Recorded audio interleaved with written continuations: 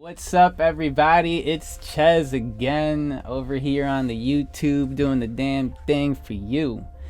I got asked twice today, what do I do to finance my travels and also travel for as long as I do?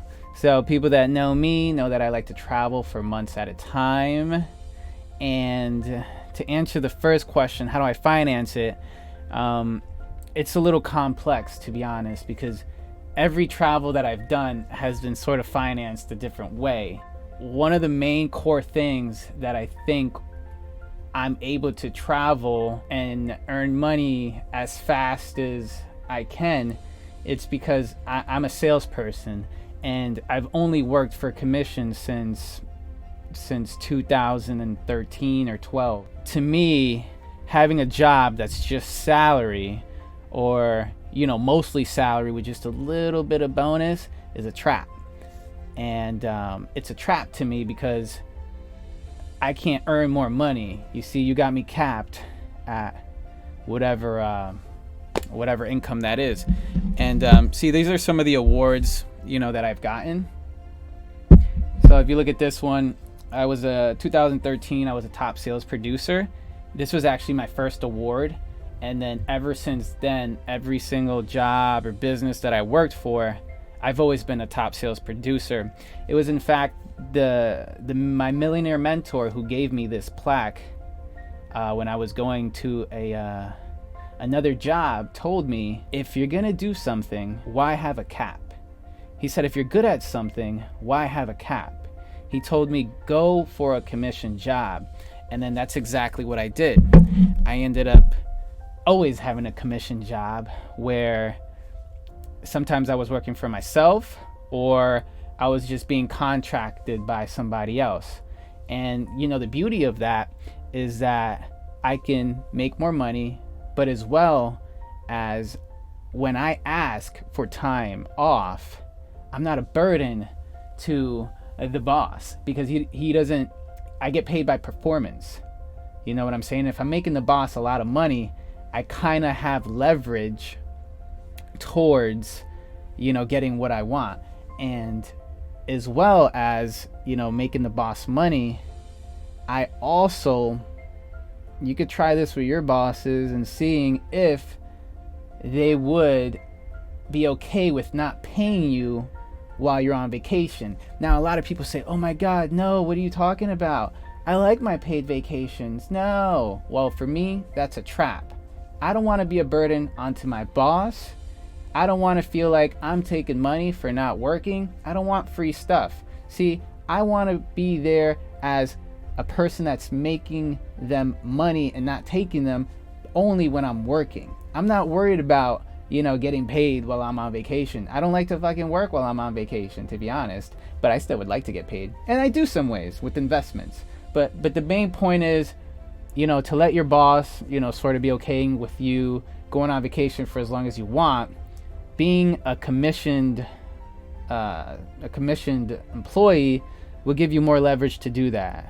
And if you're a good salesperson, you get treated with benefits. So that's something I recommend maybe trying out, stepping out of your comfort zone and doing some sales. You see, for me, if I can't get more money through with sales, with offering better service or obtaining tips, in some way just obtaining more money, then to me the job feels like a trap. You know what I'm saying? And another trap to me feels like, getting into a long-term lease, like a lease for an apartment, right? Because you're then trapped again, because let's say you're in this apartment for 3 months, but then out of nowhere you want to go and travel with your buddies because they're going somewhere for a long time, and you're probably not going to get that opportunity again. Well, you're stuck with this apartment because it's a year lease. And then not even that, you got an apartment where that owner won't let you sublease or let you Airbnb the place out. You see, I've had apartments before where the owner was okay with me advertising it on Airbnb and getting somebody else to pay my rent while I travel. See, that's another way I've been able to travel. Another way as well is, a car payment. It's gonna be taking money away from you while you're out there traveling and not working. Well, in my case. But you see what I did, I got a car that people want to rent. See, it's a convertible, and in the summertime, especially in San Diego, where it's like almost always summer, well, most of the time it's like a summer spring thing, people always wanted to rent my car. So while I was traveling, I did this for like about 3 months. I would pay my friend 20% of whatever income I would make from the people renting my car, and he would get that 20% just for watching the car, giving the person the keys, and that's it. I would leave the car parked in front of their house. People would come by it. It was on the app Turo. So that's one way I did it. Credit cards, travel cards.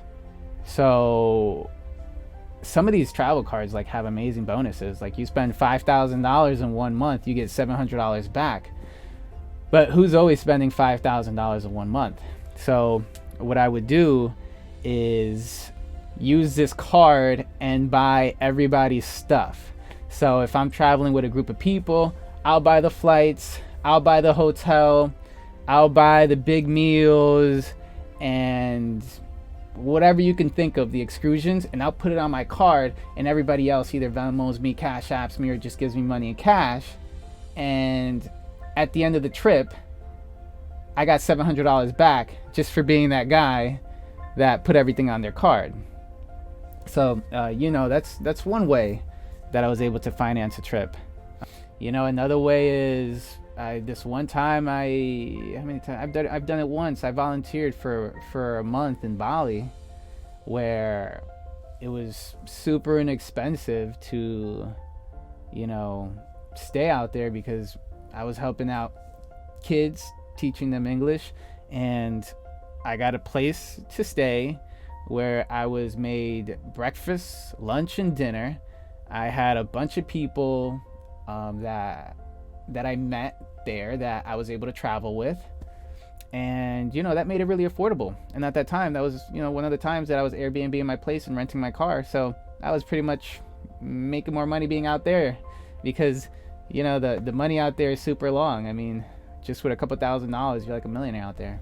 Another thing is why do I stay so long, and how do I do it? Well, I think that goes back to not trapping yourself in like a long-term lease, and being able to put yourself, having cheap rent. I'm also a very frugal guy. In some occasions, I'll go somewhere that's more expensive, but I'm always trying to save money some way or somehow. I'm not a big spender, so I'm pretty much a big saver. I've been able to save for a long time. I mean, I started working since I was 14, so that put me like at an advantage, saving wise. It's never a lot of money. I'm not rich, but I'm not broke. With that kind of mentality of saving since I was 18 and also investing, I was always able to have a cushion to fall. So for me, a way that I like to budget is pretty much save every single month a percentage of your income, and until you get an emergency money fund.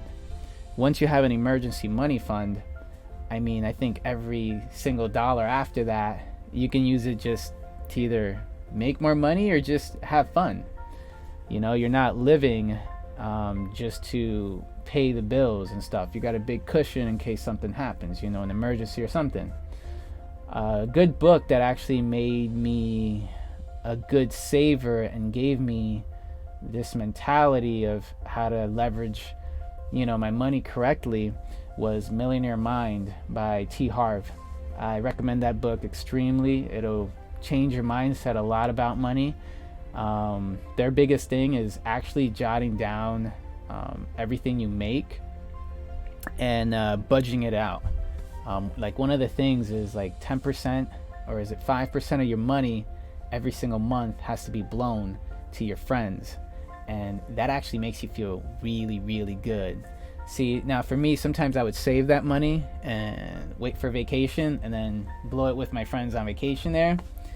But it differs for everybody. And if you have like a fluctuating salary or commission, you just always just follow those percentages that he gives in the book. And by doing that, you kind of have a lot of flexibility and understanding of where your money is going. And I kid you not, once you budget, you would feel such a liberty in your finance life. I feel like a lot of people are actually just scared to write down exactly how much they make and how much they should be spending on food and like gas and like going out with friends. And they do that, I guess, because they feel embarrassed, or they don't do it because I feel like they feel embarrassed. But I could tell you straight up, like, once you do it, there's going to be a huge weight lifted off your shoulder, because now you're able to just live your life, which is still going to be fun and also save as well. So another book that actually helped me with traveling, I'd have to look it up for you guys. Man, I wish it's some travel book. I'll put the picture right up here as soon as I find it. I was given to me by this Brazilian lady that's traveled way more than I have. She's been traveling now for like 20 years. And this book pretty much does everything that I said and more. It also helps you find like, economical places and stuff like that, and ideas, to make your stay longer. Like, for example, one of the things that she does, she's actually like a personal trainer.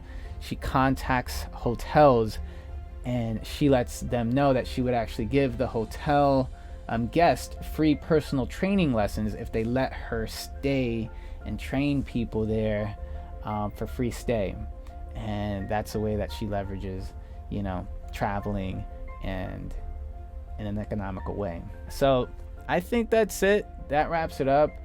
I don't think there's any other way to tell you how I do it and how I don't. If you have any questions, leave them in the comments. I'll be happy to answer them. And enjoy, guys. Travel more and, keep it real, or whatever you do.